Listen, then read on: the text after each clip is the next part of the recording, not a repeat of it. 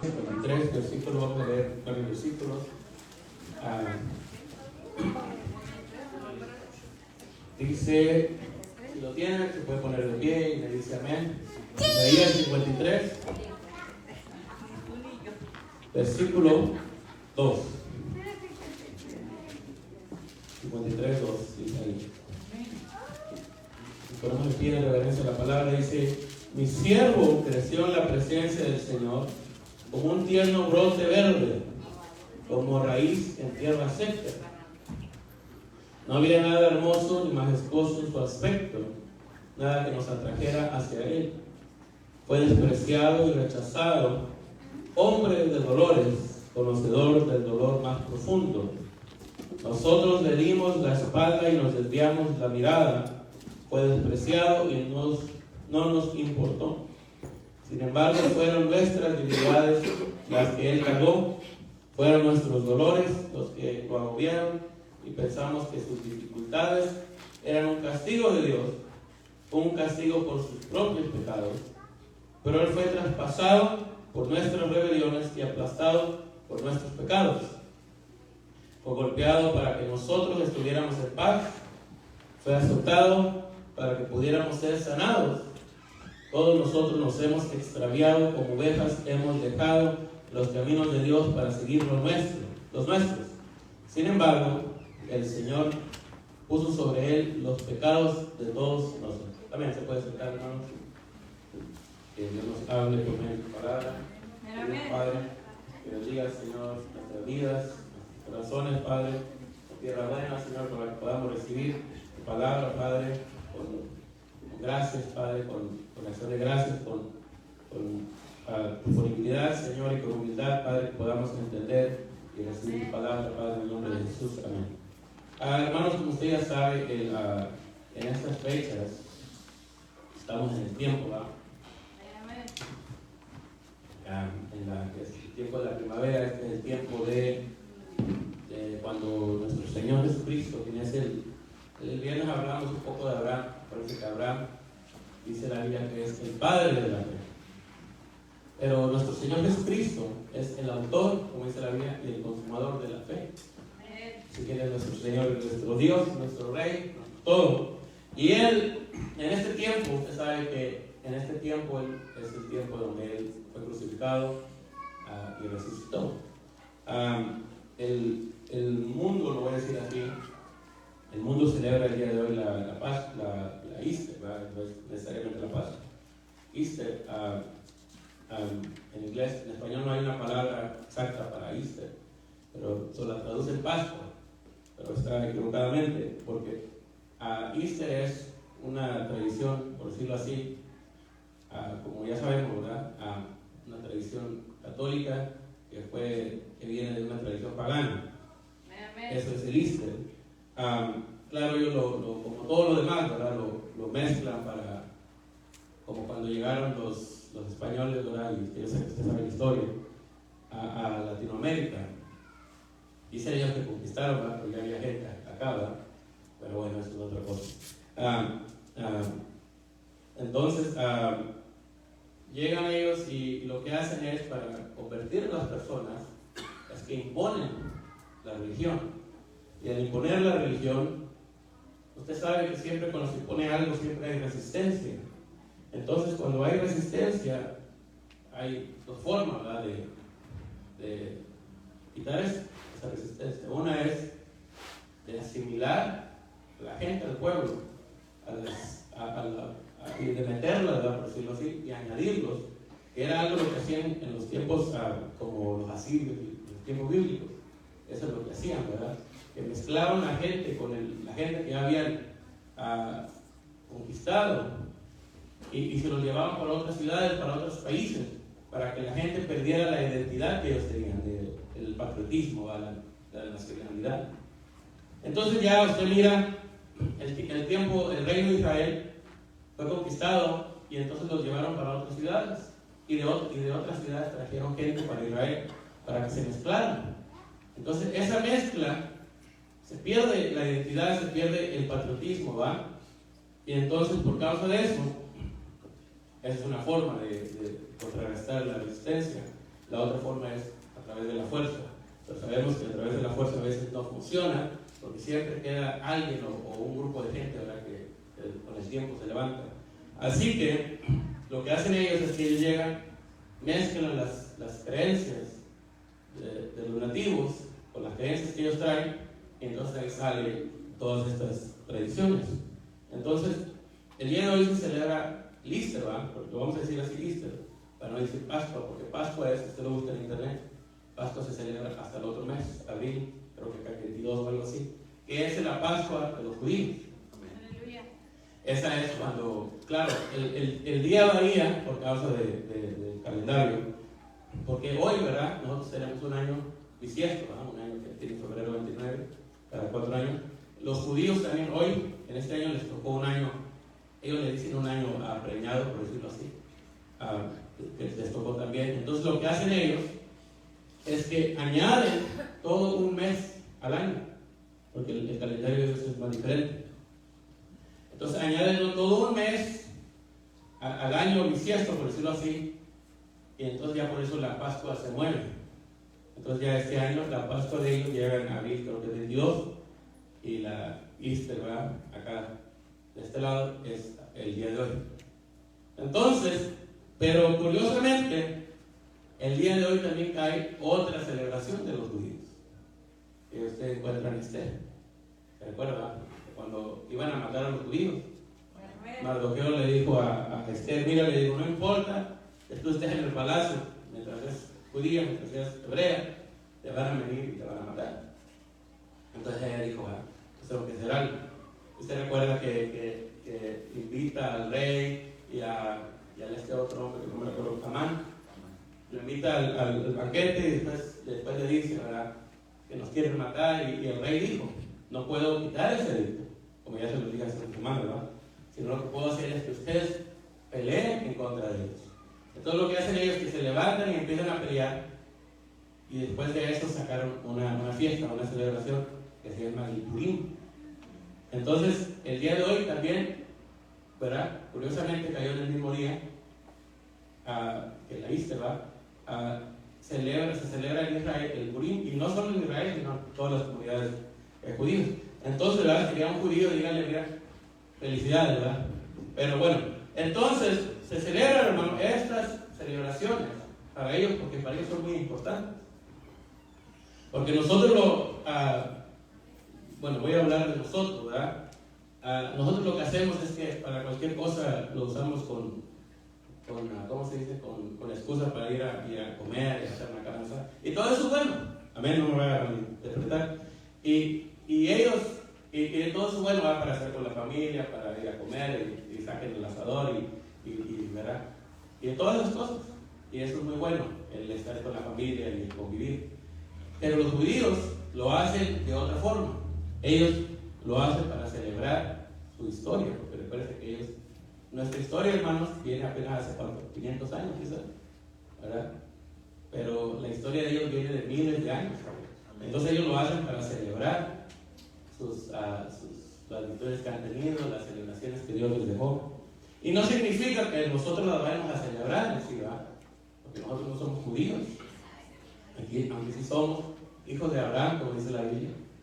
Pero lo que debemos hacer es entender y conocer, porque todas estas cosas tienen relevancia en nuestras vidas. Pero otro día vamos a estudiar de esto. Pero hermanos, entonces, ¿qué? ¿Verdad? Porque en el día de hoy se ve, y no es lo que voy a predicar, que la mayoría de las iglesias, y no estoy criticando a nadie, se habla, ¿verdad?, de las 7 palabras de Jesús en la cruz. Y está bien, eso está bien, pero creo que debemos entender el trasfondo de nuestro Señor primero, antes de hacer eso. Entonces, aquí vemos, hermanos, que Israel se le había profetizado y se le había prometido a un Mesías. Mesías quiere decir ungido. Recuerden ser ungido. Cristo quiere decir ungido, aunque Cristo es en griego, Mesías es en hebreo. Entonces se les prometió un Mesías, y entonces por eso cuando llegaban ellos, cuando llegó el Señor, ¿verdad?, allá a Jerusalén y a todos sus pueblos, decían, bueno, yo soy decían, ya llegó el Mesías. Pero ellos no le creían, porque ellos pensaban que el Mesías iba a llegar con un ejército, ¿verdad? Iban a llegar con soldados que iban a derrocar a los romanos. Pero sin embargo, el Señor, aquí está el bosquejo, por decirlo, el bosquejo de nuestro Señor, de nuestro Mesías, que dice aquí: mi siervo creció en la presencia del Señor como un tierno brote verde, como raíz en tierra seca. Porque, como dice la Biblia, creo que es el Job, que sostiene que las raíces siempre buscan el agua. Entonces, hermano, aunque la tierra esté seca, la raíz siempre va a ir a buscar el agua. Entonces, como dice aquí, y lo dice Job también, que dice que él creció, por eso él es el renuevo, ¿verdad? El retoño, porque él es el que había retoñado. ¿Por qué? Porque cuando se corta todas las ramas, siempre queda una raíz y después va saliendo otra vez. Son casi imposibles, ¿verdad?, de quitar esas ramas. Esos árboles, cuando uno corta y lo deja y solo se queda abajo de la tierra, al tiempo, si uno lo deja ahí, va a volver a crecer, va a volver a brotar. Entonces, así es el Señor. El Señor, mire, a Israel, como les decía, ha pasado como el tiempo de Purim. Fueron llevados a Babilonia. Después Persia conquistó a Babilonia. Y los judíos allá estaban todavía. Por eso allá estaba Esther, ¿verdad? Esther estaba allá en Persia. Entonces, ¿qué pasa? Que los judíos siempre han sido llevados y sacados, ¿verdad?, de sus tierras. Siempre los han llevado cautivos, los han llevado a lugares extraños. Ya saben la historia, la Segunda Guerra Mundial. Vivían ellos muy contentos, estaban en Europa, y luego se levanta un hombre y los empieza a sacar. Entonces muchos de ellos vienen para acá, y ya desde antes habían venido, ¿verdad? El tiempo de la Inquisición, ¿qué pasó? En el tiempo de la Inquisición salieron todos ellos de España y de todas esas partes. Entonces por eso todos ellos muchos de ellos se fueron a Latinoamérica, ¿verdad? Entonces dicen, ¿verdad? Yo no voy a buscarlos en el internet, pero dicen que la mayoría de los apellidos que terminan en E y Z provienen de los judíos. Así que usted tiene un apellido que termina en E y Z, probablemente tiene sangre de Israel. Así que, os diga, bueno, yo soy bendecido por el Señor espiritualmente, pero también soy bendecido por mi sangre, ¿verdad? Porque yo soy una persona bendecida. Porque Dios le dijo a Abraham, ¿verdad? Dios le dijo a Abraham, o no se lo dijo: voy a bendecir tu linaje. Entonces, hermano, si usted tiene ese apellido, tiene la bendición literal, física, pero también tiene la bendición espiritual. Porque Dios le dijo a Abraham, ¿verdad? Le dijo: mira la arena, le dijo, si puedes contar la arena. Y Abraham dijo: no puedo, es mucha arena, ¿cómo voy a contar cada granito de arena? Y dijo: bueno, así va a ser tu descendencia, va a ser la descendencia terrenal por su cuerpo físico. Pero después le dijo: mira, levanta los ojos al cielo, cuenta las estrellas, le dijo. Y le dijo a Abraham: bueno, Señor, yo no soy astrónomo, ni el telescopio tengo, no las puedo contar. Él dijo: bueno, así va a ser tu descendencia, pero esa es la descendencia espiritual que somos nosotros. Así que ellos siempre los han sacado de Israel. Acuérdense, ahora vamos a hablar, va a decir hermano Paulina de la clase de historia. Recuérdense el tiempo de los templarios que pasó, ¿verdad? Siempre ha sido el conflicto, la pelea. Imagínense, hermano, usted pregúntese, ¿qué es tanto el conflicto por ese pedazo de tierra? Nunca se ha preguntado. Hay lugares grandísimos, tanta tierra que hay en África, en Asia. Europa ya está bien lleno, ¿verdad? Pero Sudamérica, Norteamérica, hay muchas tierras, hermano, por todos lados. Y ellos se pelean un pedacito de tierra. Y no es nuevo, no es algo de 100 años. Esto es algo de muchos años. Siempre se han peleado ese pedacito de tierra. ¿Por qué? Porque es el lugar donde Dios los quiere tener ahí, pero la gente viene y los quiere sacar. Y Dios lo permite, como ya lo hemos dicho antes, ¿verdad? Por el pecado de ellos. Porque Dios les abre y les dice: mire, vuelvan hacia mí. Al rato, Señor, le dice: Mire, no hagas eso. Y ellos se les olvidaba. Dios les hablaba, Dios les envió, hermanos jueces, mire, les envió a Moisés. Les envió, dice que Moisés era un hombre muy manso, muy humilde, y dijo el Señor, bueno, les voy a mandar a un hombre que los lidere, que es manso, que es humilde, porque para que los gobierne con mansedumbre, con paz, con paciencia. Y dice la Biblia, hermano, que Moisés era el hombre más manso de toda la tierra. Y sin embargo, hasta él le sacaron las canas. Hasta él lo hicieron enojar, imagínense. Y después dice, bueno, pero no quisieron, les envié un siervo manso, humilde, paciente. Ahora le voy a enviar un guerrero, Josué. Josué no era manso y humilde como Moisés. Josué era un guerrero. Josué era un hombre quizá impaciente, quizá estilo Pedro, ¿verdad? Porque dice que hasta vio al ángel de Jehová y ya hasta lo quería irse a pelear con él, porque le dijo, tú eres de aquello, tú eres de los otros.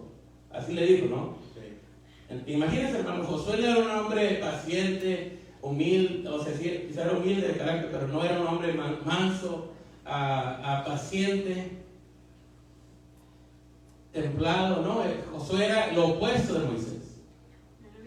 Dios les envía a un hombre manso, no le hicieron caso. Dios les envía a un hombre completamente diferente como Josué, no le hicieron caso. Se le hacían caso por tiempos, pero no le hacían caso de todo. Después dice el Señor, bueno, les voy a enviar una serie de personas, hombres y también algunas mujeres, para ver si hacen caso. Imagínense, les envió a Gedeón, le dice la Biblia que era un cobarde. Les envió lo opuesto también, Sansón, que era un hombre que soy feo, pero no le importaba, como dicen, le valía, hacía lo que él quería. Y usted mira un proceso de degradamiento del pueblo de Dios de Israel. Y les envía tanta gente. Después les envía a Samuel,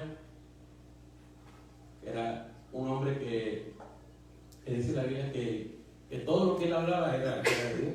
Imagínate. No lo dice así, pero lo prepara cualquiera. Y después tienen a Samuel, hermano, un profeta de Dios que desde su niñez se dormía. Usted búsquelo en la ley, donde decía que los sacerdotes se tenían que dormir en el altar de Dios. En ninguna parte va a encontrar. Pero como quizás lo menospreciaba, es un niño, lo dormimos aquí en el cuarto, no, aviéntalo allá, ahí donde está el altar. Ya se dormía Samuel. Pero era el lugar, el mejor lugar que podía estar. Amén. Porque dice que ahí estaba dormido.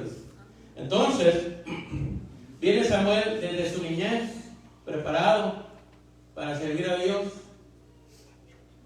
Y todo lo que profetizaba, pocos profetas como Samuel.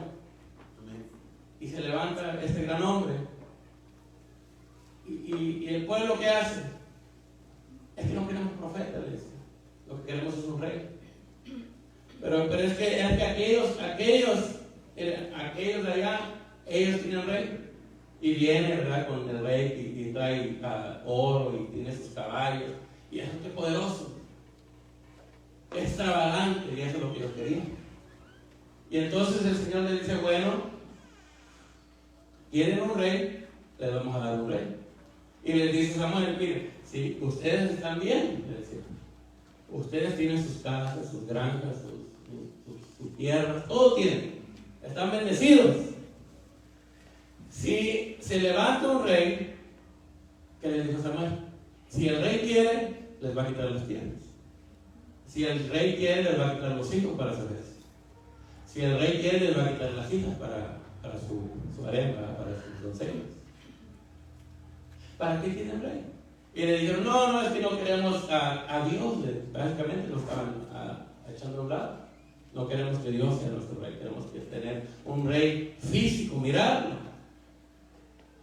Y entonces Dios dice, bueno, quieren tener algo imponente, algo visible, algo físico, les vamos a dar. Y buscó el Señor en todo Israel. Y dice que buscó al hombre más alto, porque dice que todos en Israel le llevaban hasta los hombros. porque lo que querían ellos era tener una visibilidad, algo físico de alguien poderoso, de alguien extravagante. Entonces, Dios les da a Saúl. Y lo mismo, hermano. ¿Qué pasa? Como fue escogido por los hombres, fue a petición de los hombres, más degradación, más pecado, más pérdidas en la batalla. Entonces es cuando Dios dice, bueno, ahora sí le voy a dar a alguien, pero conforme, dice, a mi corazón, conforme al corazón de Dios, ¿verdad? David, y lo va y lo saca de atrás, ¿verdad? Como les dije la semana pasada, creo, que lo tenían allá en el campo, cuidando las ovejas. Y ahí estaba él solo allá.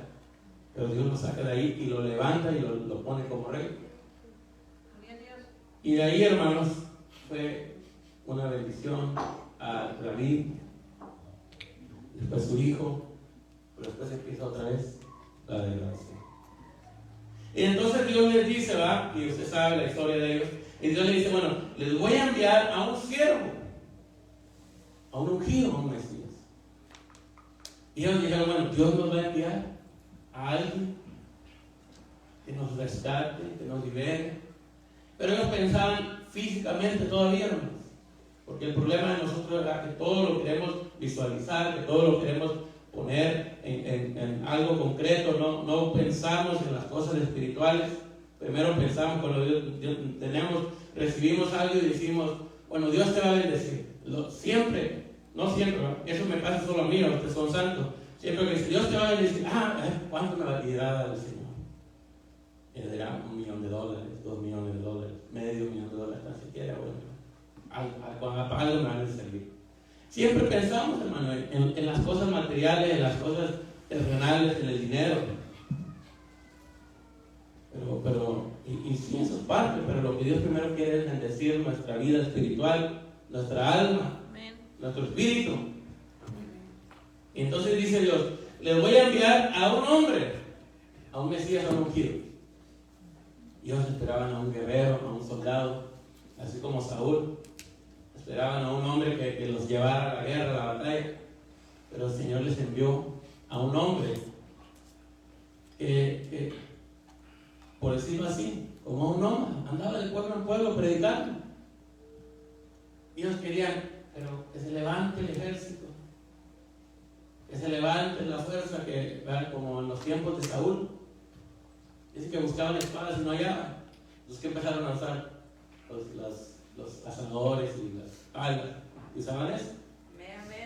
Entonces dice el Señor, mire, este hombre dice, y aquí se los describe el Señor, pero ellos se los olvidó este pasaje. Y dice, mi siervo, dice, creció en la presencia del Señor como un tierno brote verde, como raíz en tierra seca. No había nada hermoso ni majestuoso en su aspecto. A diferencia de Saúl, ¿verdad? Saúl dice que era un hombre que sobresalía sobre el pueblo. Dice, nada que nos atrajera hacia él.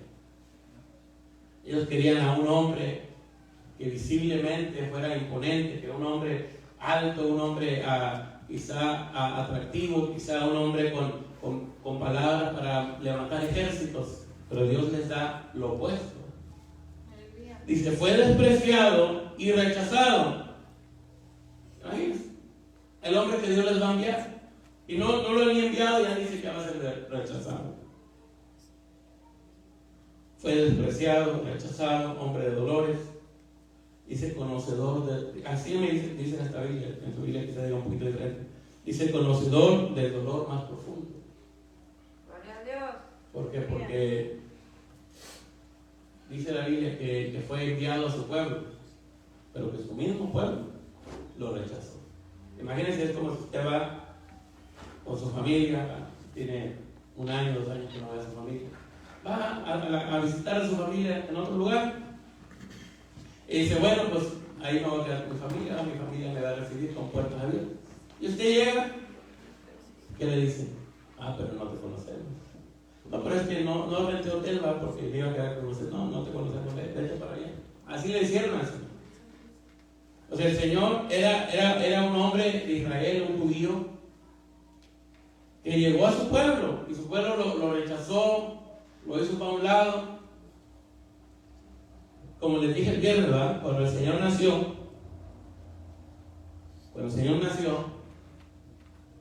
en vez de llegar los sacerdotes, los profetas, a él, ¿verdad? Llegaron hombres de otro país, que no eran ni israelitas, ni judíos, ni creían bueno, quizás que creían en Dios, pero no creían, no estaban en Israel. Y llegaron hombres, ¿verdad? Desde muy lejos, dice, del oriente. Y dijeron, mire, nosotros leímos el profeta, parece que Isaías, leímos el profeta y miramos la estrella. Y dijimos, esta es la señal del Mesías. Y imagínense, hermano, personas desde muy lejos llegaron a ver al Señor cuando nació. En ese tiempo, no necesariamente exactamente cuando nació, pero en esos años. Y todo Israel, ¿dónde estaba cuando el Señor nació? Como le dije el viernes, los únicos que llegaron fueron unos pastores que fueron porque llegaron por revelación angélica, ¿verdad? Porque los ángeles les dijeron. Pero si no, ni se hubieran dado cuenta, tampoco los pastores. Entonces, hermano, ¿qué pasa? Que el Señor llega y dice aquí que va a ser despreciado, que va a ser rechazado, que va a conocer el dolor, que va a conocer el lamento. Pero ¿con qué propósito? No para decir, bueno, el Señor es un hombre rechazado, no, sino para perdonar nuestros pecados, para experimentar lo que nosotros podemos experimentar. Aleluya. Para poder experimentar y llevar nuestros pecados, nuestros dolores. Como lo dice aquí, dice, sin embargo, el 4, fueron nuestras debilidades las que Él cargó. Como le digo, en este tiempo, es el tiempo ¿verdad? Que se celebra Easter, es más o menos en el tiempo donde el Señor fue crucificado y resucitó. Y entonces el Señor lleva nuestros pecados, lleva nuestros dolores. Gloria a Dios. Y dice aquí, sin embargo, fueron nuestras debilidades las que Él cargó, fueron nuestros dolores los que lo agobiaron. Imagínense, estaba el Señor. Quiero que usted puede leer Salmo 22, no lo vamos a leer nosotros por causa del tiempo, pero Salmo 22 habla un poquito de lo que iban a hacer al Señor Jesús. Entonces, llega el Señor, y usted ya sabe la historia, me gusta para leer nuestra versión. Llega el Señor, y usted sabe la historia, que cuando llega lo agarran, ¿verdad? Como en eso de la noche, lo agarran, se lo llevan. Imagínense, traicionado por un discípulo de él. Se lo llevan y lo empiezan a golpear, a escarnecer. Le ponen como ya sabemos, una corona de espinas. Y usted ha mirado las películas, usted ha leído la Biblia. Y entonces, ¿qué pasa? Que le empiezan a latigar. Los látigos que usaban los romanos, dice que tenían... eran látigos, pero no eran látigos así como nomás un látigo, sino que tenían pedazos de huesos, pedazos de metal, pedazos de piedras ensartados en los látigos. Entonces ellos lo latigueaban, ¿verdad? Entonces era la ley que decían los romanos que no podían latigar más de 40 veces, es que solo lo latigueaban 39 veces. Así dice, que decían, ¿verdad? Probablemente se pasaron. Pero imagínense, 39 látigas, digamos. Y no traía el Señor, bueno, su saco, una chamarra. ¿No? Dice que lo quitaron a la ropa y lo empezaron a latiguear. Primero lo dolió, pero ya después dolía más porque le iban arrancando la carne, iban arrancando la piel, la cara, todo eso. Entonces dice Salmo 22, Jesús, no sé cómo decirlo, como sus entrañas, sus órganos se miraban. ¿Por qué? Porque era tanto los golpes que le habían dado con esos látigos. Se miraban, no era solamente que le arrancaron la piel, sino que le arrancaron la carne también. ¿Por qué? Porque era un castigo muy malo, muy muy severo. Entonces dicen ahí, lo quieren dejar ahí, bueno, ya lo lastimamos, hay que dejarlo irse, para que se vaya, porque no le encontraron, no encontraron ninguna cosa que hizo mal. Pero ¿qué dicen los judíos? No, que tiene que morir. Entonces lo crucifican, ¿verdad? Lo levantan y lo crucifican. Y pues, yo sé que usted ya sabe, pero dicen que la crucifixión era la muerte más dolorosa, porque era una muerte muy lenta. Y poco a poco se le iba acabando el oxígeno y poco a poco el dolor lo iba matando, por decirlo así. Pero pasa todo esto. Imagínense, ahí estando desde, no sé desde qué hora, pero desde temprano hasta el Señor murió como a eso de las 3 de la tarde. Imagínense, hermano, todo eso que pasó el Señor.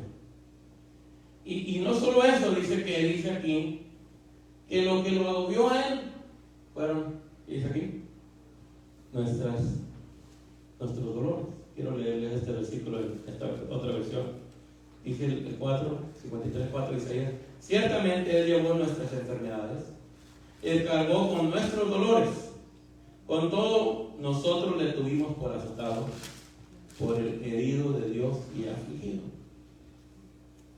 Dice: mas Él herido fue por nuestras transgresiones, molido por nuestras iniquidades, y el castigo de nuestra paz cayó sobre Él, y por sus heridas hemos sido sanados.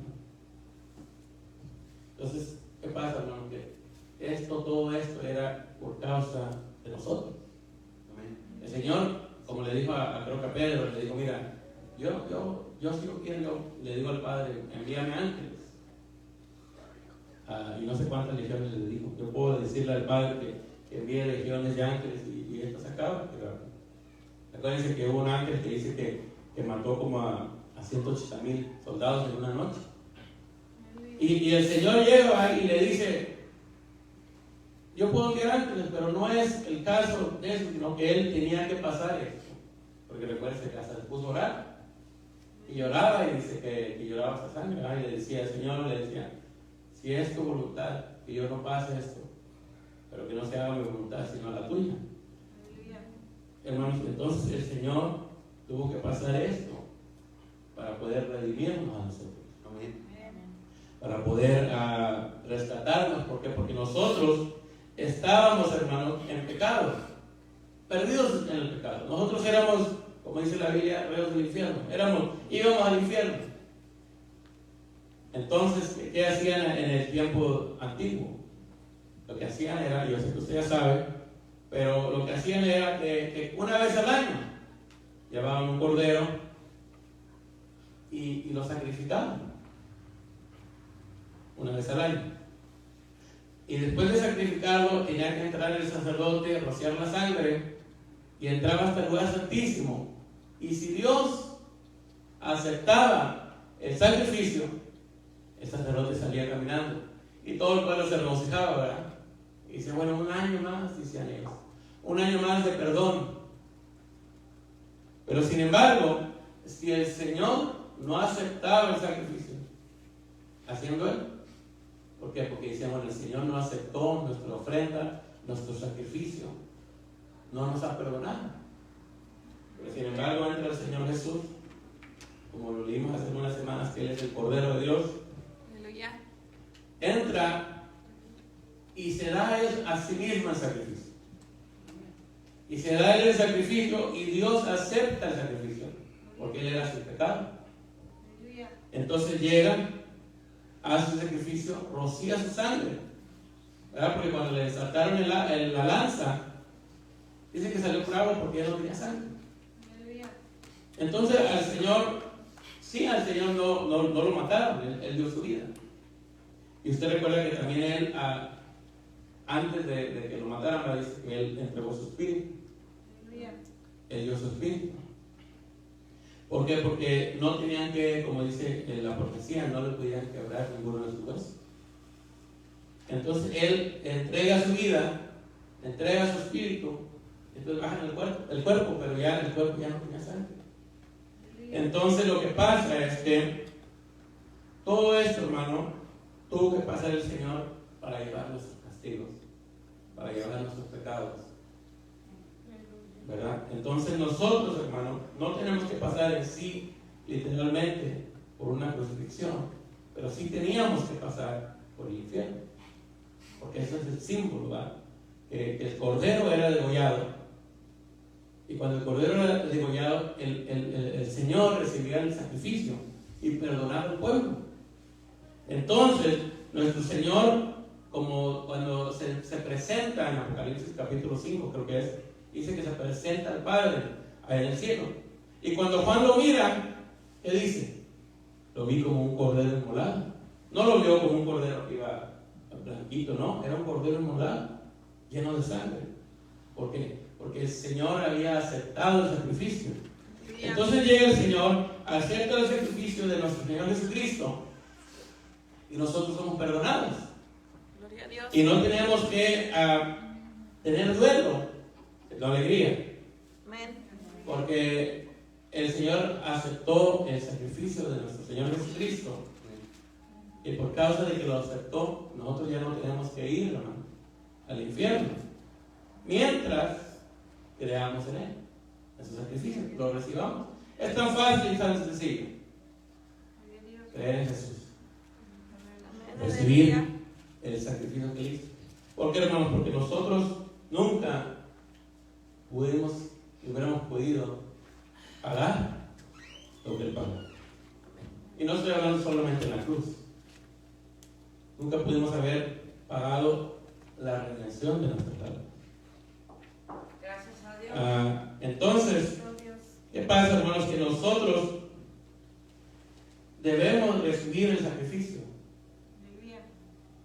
Pero no solo de recibirlo, sino que también de ser agradecidos con Dios por el sacrificio del Señor, de ¿cómo se llama? De obedecerle a Él en gratitud. No por miedo, no porque, que el Señor me va a mandar al infierno si hago esto o si no hago esto. No. Usted crea en el Señor Jesús y que diga, bueno, Señor, yo voy a creer en ti. Y algo, hermano. Nosotros no vamos a cambiar por miedo. ¿Por qué? Porque por el miedo no se cambia. Se cambia cuando tenemos un cambio de mentalidad, un cambio de mente, un cambio de una transformación. Pero lo que nos va a hacer es la gratitud que tenemos hacia el Señor. Eso es lo que va a decir, bueno, yo antes era esto, hacía esto, pero ahora por mi amor a Dios, porque ya mi mente ha cambiado y tengo ese amor a Dios, voy a obedecerle a Él. Voy a cambiar, voy a transformarme. Porque Dios, hermano, puede transformar a cualquier hombre, a cualquier mujer. Transformó a Saulo, ¿verdad? A Pablo. Pablo llegó a ser probablemente el más grande predicador del Evangelio. Hasta él mismo lo dice en una parte, ¿verdad? Dice, yo he predicado más que todos. Porque andaba para allá, para acá, predicando. Y le decían, Pablo, ¿y para cuándo te casas? ¿Para cuándo tienes hijos? Y yo le digo, no, eso no. ¿Por qué? Porque él quería servir a Dios. Entonces, hermano, Pablo, usted lo mira, apóstol Pablo, dice que en la Biblia que él es el arquitecto de la iglesia. Predicó más que cualquiera, hacía milagros, sanidades, y estaba en el mismo lugar. ¿Pero qué era Pablo antes? Pablo, hermano, era el perseguidor de la iglesia. Encarcelaba a los cristianos. Y aún cuando se convirtió y lo miraban en la iglesia, al culto, lo miraban aplaudiendo y se quedaban. Pero este otro que viene encubierto. Le tenían miedo y se apartaban de él, dice la Biblia. Se hacían a un lado porque lo miraban y le tenían miedo. Porque llegaba él y dice que tenía la autoridad de parte de los sacerdotes para encarcelar a los cristianos. Y cuando mataron a Esteban, él estaba ahí también, ¿verdad? Dice que él era el que daba los actos, las llamadas. Y entonces el Señor cambió a ese hombre, lo transformó completamente y lo hizo un predicador. Por eso, hermanos, es que si Dios cambia a este hombre, y hay muchos otros en la Biblia, Dios pudo cambiar a este hombre, Dios puede cambiar a cualquiera. Dios puede cambiar a cualquier hombre, cualquier mujer. Lo único que debemos es recibir el sacrificio del Señor. Decirle, bueno, Padre, yo sé que nunca voy a poder pagar, ¿verdad? Como dice el canto, ¿cómo podré pagar? Nunca, hermanos, vamos a poder pagar el sacrificio del Señor.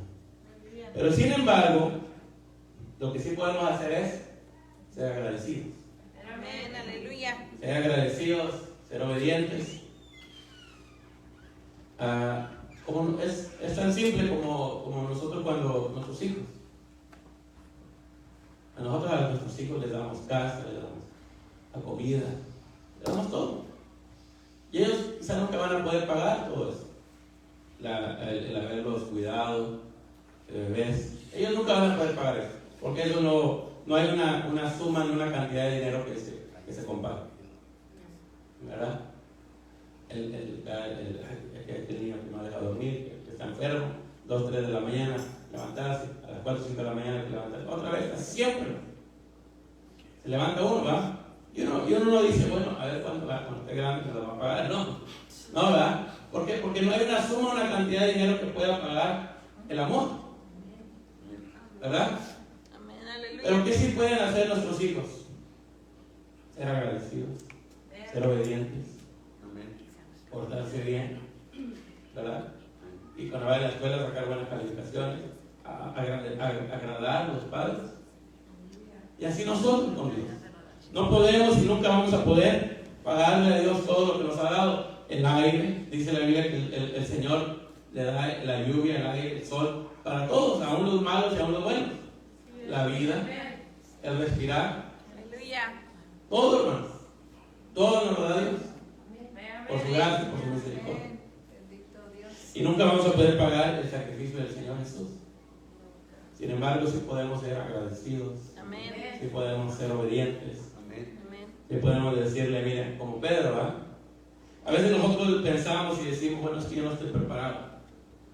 Yo no sé mucho de la Biblia, yo no estoy preparado, yo no pienso como piensa un pastor o como piensa una hermana o un hermano. Pero ¿qué le pasó a Pedro? Imagínense, ya con esto voy terminando. Pedro, cuando estaban los apóstoles en una barca, y se está en un barco, y entonces el Señor les dijo, miren, ustedes van al otro lado, allá los dejo, ¿verdad? Y dicen que se levantó la tormenta grande, y ellos con miedo, ¿verdad? ¿Y dónde está el Señor para que nos vea esta tormenta? Porque eso había calmado una vez la tormenta, ¿verdad? Cuando estuvo en el barco. Dicen que estaba dormido. Y todos lo levantaron, Señor, levántate. Y él dijo, que cesara la tormenta. Entonces, en esta otra ocasión, el Señor no estaba en el barco. Y ellos con miedo, ¿verdad? Porque el barco se sacudía, se movía, las olas eran grandes, la tormenta, la lluvia. Y se estaba relampagueando, truenos, no sé. Era una tormenta dura. Y ellos pensaban, bueno, ahora sí, el Señor no está aquí. ¿Cómo le vamos a hacer? Vamos a morir. Pero después dice que miraron allá y miraron a una figura que iba caminando sobre el agua. Y se asustaron, ¿verdad? Porque así pasa, ¿verdad? Con las cosas naturales, sobrenaturales. Nos asustamos. Porque no estamos acostumbrados hasta que nos acostumbramos. Se asustaron y dijeron, un fantasma, dijeron. Y entonces el Señor se acercó y les dijo, no teman, soy yo. Y todavía como si estaban medio dudosos, ¿verdad? Y el Señor les dijo, no teman, soy yo. Aquí estoy. Pero recuerden que era una tormenta, era de noche, no se miraba bien. Entonces Pedro le dice al Señor, Señor, si tú en verdad eres tú, mándame a que yo camine sobre los aguas. Era muy atrevido ese hombre, era muy impulsivo. Y el Señor le dice a Pedro, ven. Entonces Pedro se empieza a bajar del barco. Ahora, si yo fuera él en ese momento, a mí me hubiera dado miedo, ¿verdad? A cualquiera, ¿verdad? Pero sin embargo, aún así se bajó, imagínense. era valiente, ¿verdad, Pedro? Se bajó del barco y puso, y recuerden, hermano, no estaban en la orilla, estaban adentro. Puso su pie sobre el agua y no se hundió. Y dijo, bueno, quizás los otros discípulos lo estaban sosteniendo. Y le decían, Pedro, no hagas esto, te vas a caer, te vas a morir. Su hermano Andrés le decía, voy a tener que ir a mantener a tus hijos o a porque recuerden la ley del levirato, ¿no? Dice cuando se moría el hermano, el otro hermano tenía que, bueno, usted busque lo que entonces Andrés le dijo a Pedro, no te bajes, te vas a morir, te van a quedar aquí tus 20 hijos que tienes, lo vas a tener que mantener a todos y a tu esposa también, y luego aparte a tu suegra y luego aparte a nuestros padres. Imagínense. Y le decía Andrés a Pedro, no vayas. Y Pedro le dijo, suéltame. Y puso el otro pie sobre el agua. Y no se hundió. Y siguió caminando. Y de repente se levantó un viento grande. Y Pedro iba mirando al Señor y cuando vio el viento, volteó a ver el viento. Y cuando vio el viento, ahora acuérdense que Pedro era pescador, sabía nadar, pero no es tan fácil nadar, ¿verdad?, en una tormenta. Entonces Pedro se hundió y se empezó a inundar. Y usted sabe que cuando uno está desesperado, ya lo he dicho, ¿no? Uno da patas de ahogar, patadas de ahogar, patadas de ahogar, ¿verdad? Cuando uno está desesperado, uno está en pánico, uno está desesperado, uno no está centrado bien en su mente, uno no está en paz, uno no se halla. Pero ¿qué hago esto, lo otro, para aquí, allá? Uno no sabe, uno pierde la visión, pierde la mirada del Señor. Entonces uno dice, bueno, ¿qué hago? Dice Pedro. Se está inundando, se está ahogando. Entonces se acordó, sí, el Señor. Y se puso a orar. El Señor nos enseñó a orar, Padre nuestro que está en los cielos. ¿Así oró Pedro? No. Dice que empezó a gritar y dice, Señor, ayúdame. ¿Qué perezco? No se puso, hermanos, a recitar el Padre nuestro que está en los cielos, santificado sea tu nombre, a la oración del pecador, la oración de esto, la oración del otro. No. En su angustia, en su desesperación, lo único que pudo hacer y pedirle a Dios es ayúdame, socórreme, auxíliame. Ya si lo quiere decir en inglés, algo help, ¿verdad? ¿Verdad? Pero lo único que Pedro le salió a es ayúdame, Señor, que me ahogo, que me voy para abajo, ¿verdad? Y ahí no me sacan. Y el Señor lo levantó de la mano y lo salvó. ¿Por qué, hermanos? Porque nosotros cuando estamos en angustias, en problemas, no necesitamos sacar versículos bíblicos, no necesitamos sacar oraciones largas que mira que voy a sacar el salmo tal, que no necesitamos. Claro, si tenemos que leer la Biblia, pero lo que necesitamos es clamar a Dios y pedirle ayuda a Dios. Amén. Y humillarnos delante de Dios. Amén.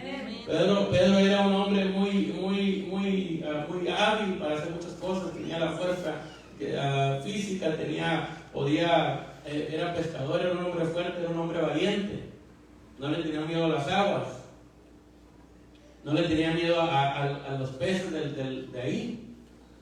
Entonces, ¿qué es lo que tuvo que hacer el Señor? En el área donde él estaba y se sentía seguro, en el agua, en el barco, lo tuvo que estremecer para que supiera que el único refugio es Dios. Amén. Porque ahí donde estamos, hermanos, nosotros nos sentimos seguros. El trabajo ahí, tengo mis cheques seguros en mi casa, mira, ya mi casa está pagada, tengo a mi carro pagado, tengo todo, estoy bien. Estamos seguros, estamos plantados en la tierra y decimos y pensamos que estamos bien. Pero a veces lo que Dios hace es que te sacude y ahí en el lugar de seguridad que tú tienes, Dios te lo estremece para que entiendas que la única ayuda que tienes es Dios. Amén. Porque lo que pasa, pasa esto, el hijo te enferma, se te descompone esto, se te descompone el otro, la casa, ¿verdad? El trabajo. Y uno dice, bueno, y Pedro, ¿verdad? Pedro era seguro en el agua, Pedro era pescador, Pedro en el barco era, como dice Juan, por su casa.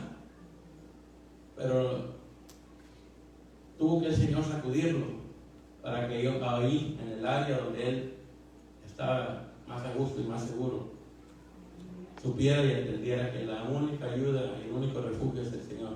Amén. Amén. Así que, hermanos, vamos a orar. Si alguien quiere oración, Gloria a Dios. puede pasar y recuerde que el Señor es nuestro auxilio, es nuestra ayuda. Amén. Él es nuestro Mesías esperado. Amén, aleluya. Y tenemos que, aún si estamos en paz, acudir a Él. Amén. ¿Para qué esperamos, verdad? A que se nos levante la tormenta. Estamos en Él. Amén. Vamos a orar. Padre, en el nombre de Jesús, te damos gracias, Padre Santo, por tu gracia, por tu misericordia. Te damos honor y gloria a ti, Señor Jesús. Te pido, Padre, que tu palabra, Señor, mantenga, Señor, en nuestros corazones, en nuestras mentes. Guarda, Señor, tu palabra, Señor, en nuestras mentes, Señor, en nuestros corazones. Que podamos, Señor, ser, Señor, levantados para tu gracia, por tu misericordia, Señor, para tu gloria, Padre. Guarda, Padre, tu palabra en nuestras mentes, en nuestros corazones, Padre amado, en el nombre de Jesús. Enséñanos, Padre, a humillarnos delante de ti, Señor, en todo tiempo, aun cuando estemos, Señor, en paz, cuando estemos, Señor, en tranquilidad, Padre Santo.